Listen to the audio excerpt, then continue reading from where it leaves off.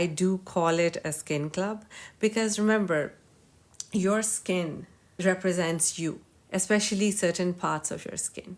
And as you go through time, the way you perceive you, and remember, it's never about anyone else, even though it feels cool when somebody else also thinks that you're connected nicely with your beauty. Anyway, so why I call beauty as a skin club is because I feel your skin represents you.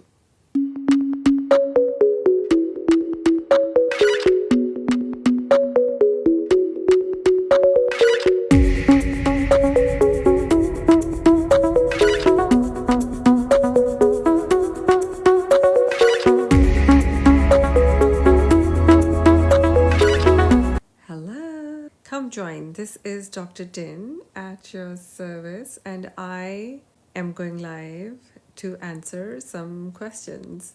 And some of the questions that we are going to answer are very important, like things that have to do with your skin or hair. And what I really excel at is supplements. So I am your favorite supplement wala. So let's see. I am a doctor in New York, and what we do is called anti-aging.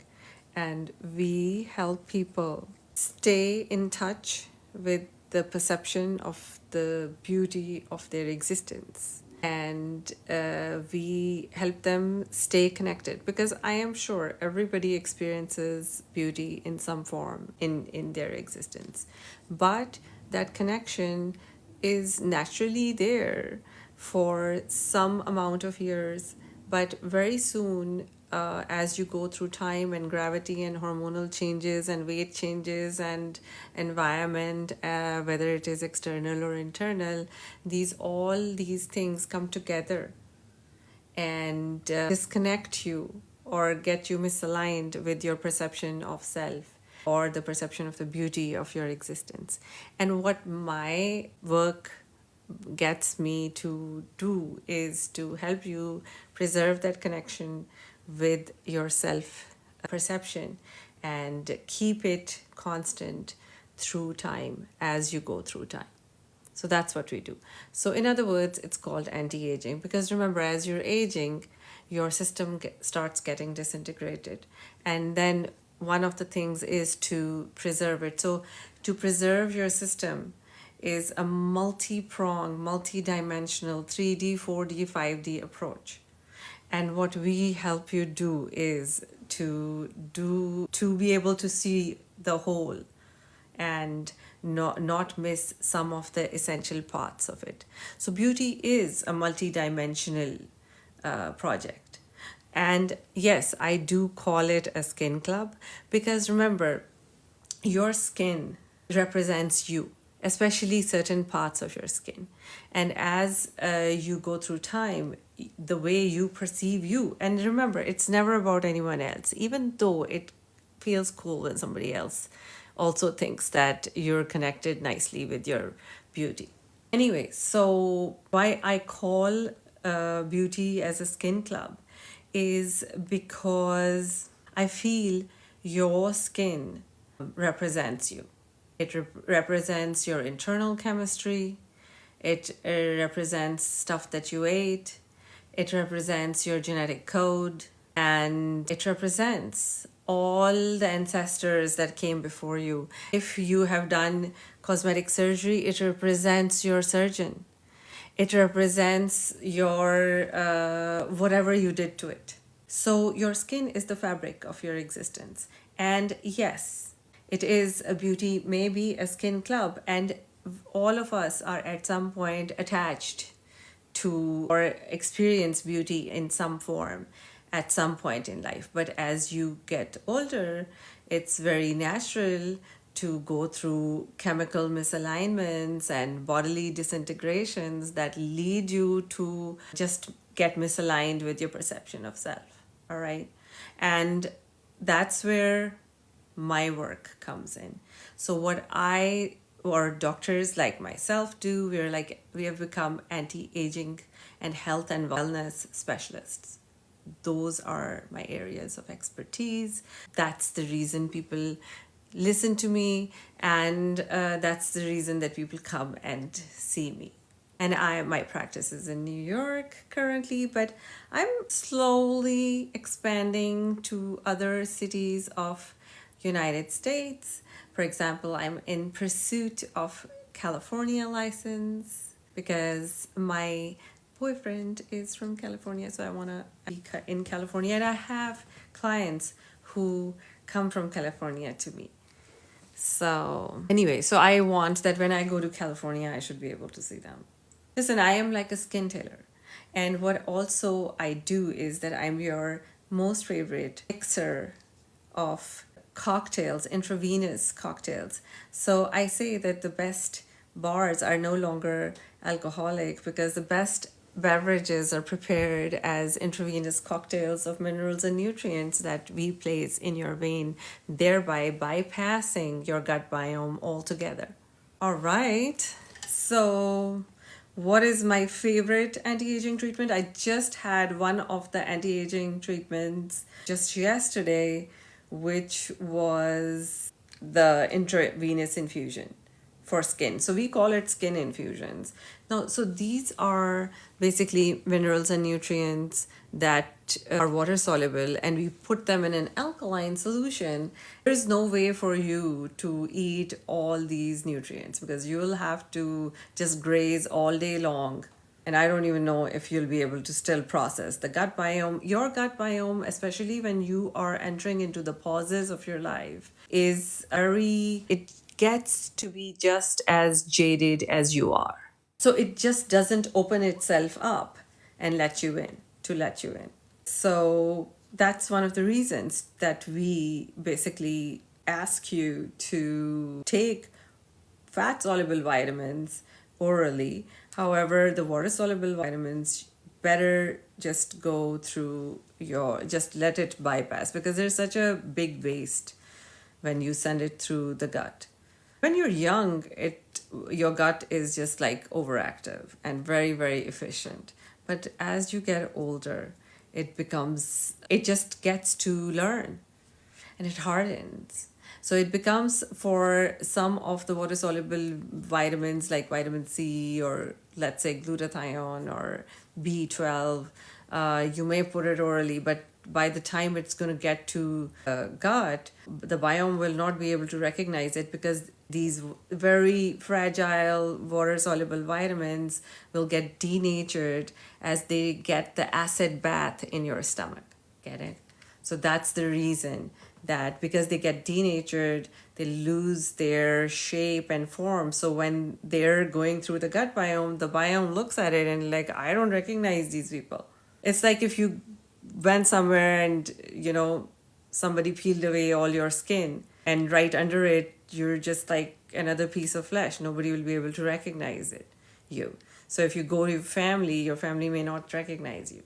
You won't have any identifying features. So that's what the stomach does to water soluble vitamins.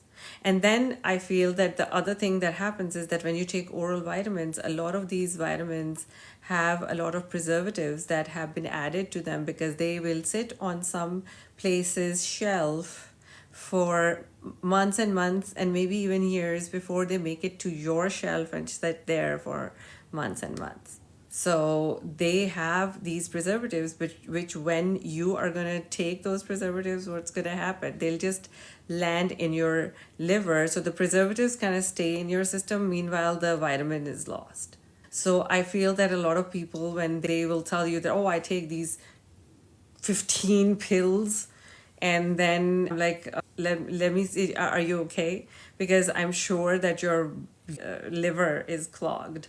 So that's like the philosophy behind why some of these vitamins are best given into your system, introduced into your system intravenously. And there are a lot of people like myself who prepare cocktails. The ones that I make at Giovanni are super special because I do not put preservatives. I go through excessive lengths to make sure that my minerals are preservative free. And that's because we're introducing them into your vein, and we don't want preservatives in that realm. So we basically procure these treatments for you, which are not going to last. So they're like fresh tomatoes. So sometimes I feel like a chef. I'm like, wow, I feel like a chef, because once I give you this B12, by the time you come next month, this B12 is gone. I'll have to toss it within 30 days of opening it because it has no preservative. What else? Oh, you might think what this is. What am I playing with? This is a microphone that I just ordered on TikTok. Let me review this piece of junk that I just spent my money on. It was on TikTok. This is like this microphone, and I was like, oh, I'm gonna like talk in this beautiful pink microphone. But meanwhile, this stupid shit does not have, I can't charge it. They sent me something. Oh, suddenly, so there is a charging thing on it, and that thing does not go into this one. So there is like one piece that is supposed to get into the telephone, and when it has a thing, and it doesn't even go in. So what a waste. I can only use it as a prop. It's not going to work anyway, but it's a nice prop. It's like, I'm going to use a pink microphone, and guess what? It didn't even work. Should I return it and get a new one? Pay, well, anyway. So that's my review. It doesn't work, but it looks very pretty. Looks like a little mini makeup brush. Yes, maybe I should use it for that purpose. How do you stay updated with the latest advancements in anti-aging medicine? So longevity medicine has been a very important part of medicine, and health and wellness has taken over a lot of consciousnesses during the past 10 years. And the reason is that human beings are just living much longer. Because of modern living, because of modern medicine, even though there are now pandemics and stuff like that. We just recently went through a pandemic. Not as many of us humans died, as would have been the case should it been, just a century ago. So I feel that because of modern medicine, we tend to overcome death, and we are living longer. And as we're living longer, we're also learning that we have to take care of our body's different processes, and best way to protect it is to prevent diseases. And there are so many diseases of aging that are being found and being remedied. And one of the things that we are beginning to realize more and more recently is women undergoing their pauses. So perimenopause and menopause have been studied just recently. And I think that a lot of the research that went into these pause related problems just did not go anywhere. For example, the Women's Health Initiative that gave all stupid results to women, that was the largest study that was conducted for women in United States in, I think, 2001 or something. And since then, 15 years, 20 years later, we are realizing that not much has been done. And now we know that some of the data that they collected back then was kind of like iffy, and they didn't have all their parameters and biases corrected before they made those recommendations. So now there is such a big rush into this field of anti-aging, because for men, they have been still continually doing different things, but for women, we didn't have like too many recommendations because nobody studied perimenopause, nobody studied menopause. And but it's not that nobody did. There have been people who have been studying it, and now for the first time, for the past few years, we are getting newer recommendations how women should deal with their, how women should understand some of these debilitating pauses that happen. Now, several people do ask me that what is the pause? They don't understand what it is. And basically, what happens is that when first you're born, then you go through a period of growth. Then you are like fully matured, like you've peaked. And then you maintain that peak for some people that's like 10 years, for some people it's 15 years. After maintaining that peak, your body starts to pause. And then that's where, as it prepares to pause, you start noticing some dysfunctions and irregularities in how your body used to work. And then, as the pause happens, a lot of the systems just begin to halt. And now these pauses are heralded by some physical symptoms. For example, if you're a female, you'll see that you'll stop menstruating, your periods will stop. But there were, other than this thing that, which basically means that your ovaries are no more making any eggs and you're not going to be, you won't get pregnant anymore.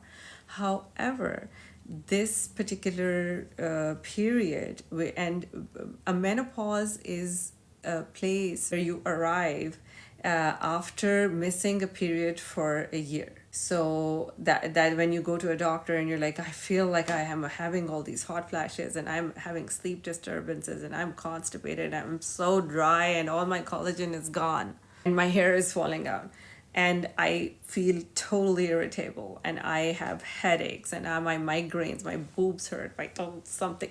When you have a list of like 10 disorders that are happening to you, and you go to the doctor, they may test some of your hormones and they may come back and tell you that it looks like your hormones are like whatever, are you getting a period? And you might be like, yeah, I'm still getting my period. I mean, like sometimes it's irregular, sometimes it's spotty, sometimes. But the thing is that your doctor wants to know that for a year you did not have your period. And then your hormones will also kind of show. And that's where your, from perimenopause, that means that at this point you are in the pause. And what Women's Health Initiative had done was that they kind of made a taboo out of estrogen. And they felt that, that there was research that taking estrogen could cause some other serious illnesses like cancers or heart disease when taken by postmenopausal women. However, their selection of the group of people that they researched were very far advanced in postmenopause. So they were not studying women who were in perimenopause and who had not gone through the pause. So now what they're recommending is that they realize that when you start, like as your body is losing its internal hormonal stature, at that point, if you start replacing some of those hormones, it will be very beneficial for the women and they are going to just not experience some of these debilitating signs and symptoms as the body is halting. So many times people ask me, what is menopause? And yes, it is the time when you stop liking men. You pause liking men. Oh, that's a joke. No, but menopause means when your body stops menstruating. I know. So menopause is that. So remember, women's bodies go through menopause and men's bodies go through andropause. Now men also go through the pause, by the way. Don't think that pause is only applicable to women.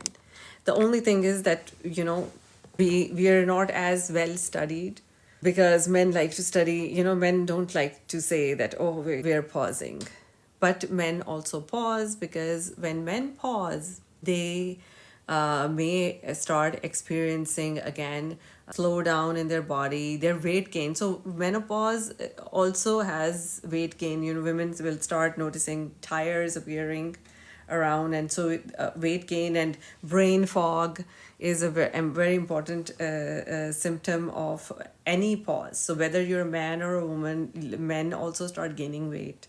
they also start getting a little bit of slowness, sluggishness. They start experiencing sluggishness, and they also experience erectile dysfunction. So women have like lack of libido, and but men also have erectile dysfunction. However, when men have erectile dysfunction, they'll go and they'll ask their doctor about it, and they'll be given a Viagra or Cialis, which is like, to get over it. But Viagra and Cialis may help you with your erectile dysfunction, but it may not help you with the supply of blood to the organ. So basically, erectile dysfunction is a symbol and sign and a symptom of the fact that your body, your tissue is dying, and it requires new blood flow. Because remember, aging is a supply and demand issue. So if the nutrients, the nourishment is not getting to the end organ, the tissue is going to wither away and die. So with exercise and taking care of yourself and improving your sleep and being in a good environment and hydrating and all these things will help you keep your tissue alive for a long time, but at some point it will still die. And at that point you have to start some of the processes that we like to call anti-aging treatments, and those are basically these new machines and medications that have been FDA approved for the past bunch of years. And people like me who are anti-aging doctors in New York or like in other parts of the United States, we use these machines alongside some of these medications to help your body stay vibrant and healthy and youthful for as long as you can keep it. Because that's the purpose. That's the purpose, because you have to find the peak of your version, the code that you have been granted, and then you have to preserve that peak for as long as you can. And that's the concept of anti-aging. I'm sorry, that was a long answer. Maybe I should be a professor. So that being said, please join us in classes that we are about to run on Minerva Academy, where one of the series of lectures that are being held at Minerva are by Dr. David Peretz, who is a professor of political philosophy, and they're doing a series of lectures on some of the most important urgent political issues that are facing United States of America and the rest of the world. And part of those series will be some chit chat and conversations between me and other friends, some of whom are other medical professionals. And we may have great conversations about health, anti-aging, and the future of medicine, wellness, and longevity. Because remember, one of the things that we have been discussing is also the age of our president and the future presidents, and how longevity matters, because we are no longer, in an era where 80 was a big number. Yeah, I don't think it is a big number anymore, especially if they're doing the right thing as far as anti-aging is concerned. That being said, please join us also in the Minerva lecture series, because we're going to be going live for the next 6 weeks every Tuesday. So I hope to join you. You can either pay for it at the Minerva Academy, or you can join me live over here. All right, bye.